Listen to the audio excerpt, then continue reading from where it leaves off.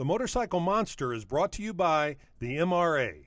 Whether it's motorcycle insurance, roadside assistance, or motorcycle training, the MRA can save you hundreds. Remember, help is on the way with MRA. Even the Keys has produced some killer builders doing a little part-time fabricating while working in the local boat yard. We live in Marathon. We've got a marina up there too, so we work on boats and we work on our motorcycles and do a lot of custom work. That's the main thing. Not a shop, you know. We're not doing tune-ups and that kind of stuff. We're building bikes and customizing. That's for sure. Well, we just started playing around with some bikes, building them. I was building one for myself. I've been playing with them forever. And, I built one, started building other people, saw my work and John's work, and come to us and built bikes, tear them down, put them back together, customize anything, you know. From the ground up, we'll take them right from the frame and go from there, all through your wiring, your chroming and things like that. They got a great chrome company up in Miami that we use and stuff, and it really works out real good for us. Put together a real nice quality product that you can ride every day. West Palm has a few terrific bike builders. Cyril Hughes has been wowing the scene for years with his Art Deco look, and now newcomer Jerry Graves, sort of a newcomer, is knocking out the competition by taking the breath away with his long, high-tech choppers.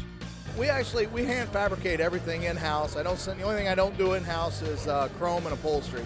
Everything else is done right inside my shop. We do all our own paint, all our fabrication. We build all the frames in sheet metal. Basically, you know, I build bikes from about 40 grand up to 100 grand, and I've got, I guess, 15 of them a year. We average, you know, between 12 and 15 bikes a year. I got started because I was a poor kid when I was like 17 years old, and I wanted something a little different than everybody else had. Figured I could probably cut it up and make it look the way it ought to look, or the way I felt it ought to look anyhow, you know. Just a matter of chopping it up, cutting it, welding it until it looked right, you know, put it all back together, and the next thing you know, people are asking me for it. So, you know, I started doing it professionally, and, you know, with the advent of all the television programs and things like that, that's done nothing but make my business huge, you know, and there's so much competition out there. It's amazing to me the amount of motorcycles and all of the custom bikes that are coming in and flooding the market, you know, and people are still buying them. Right now, big, tall choppers are hot. Everybody likes them. It seems like bigger is better. You know, the bigger you go, the better you must be. I don't know. I don't really understand that mentality, but it seems to be working for everybody, so I just kind of go with it. I think that's going to die back. You know, eventually you're going to start to see a lot more low pro street bikes that can be really ridden hard. You know, for now though, you know, like these giant choppers just seem to be the thing. Everybody seems to want, like I say, bigger is better.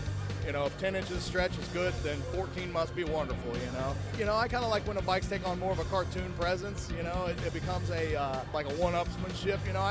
I literally have like 5 customers that compete amongst each other, you know. They're good for one bike a year each, and it's like they see what one guy's doing, they got to do a little better, a little more, a little taller, a little longer, a little more gold plating, a little more paint, you know. It's fun. I think things are going to tone down a little. I think there are so many builders out there. I think you'll see a lot of guys that don't have a really good following are probably going to start dying off just a little bit.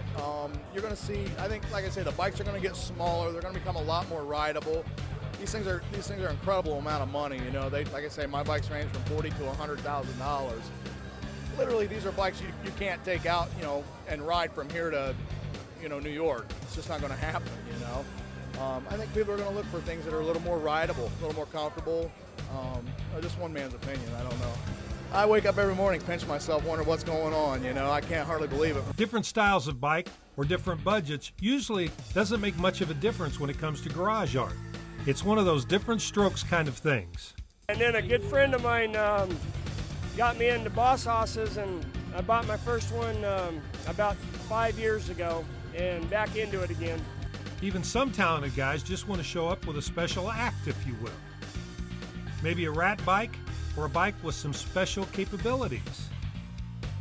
Whatever the level of talent, wherever the show, one thing for sure, Florida bike builders can play in the big leagues anywhere. This is Dan Derringer reporting from bike shows around the world for Motorcycle Television.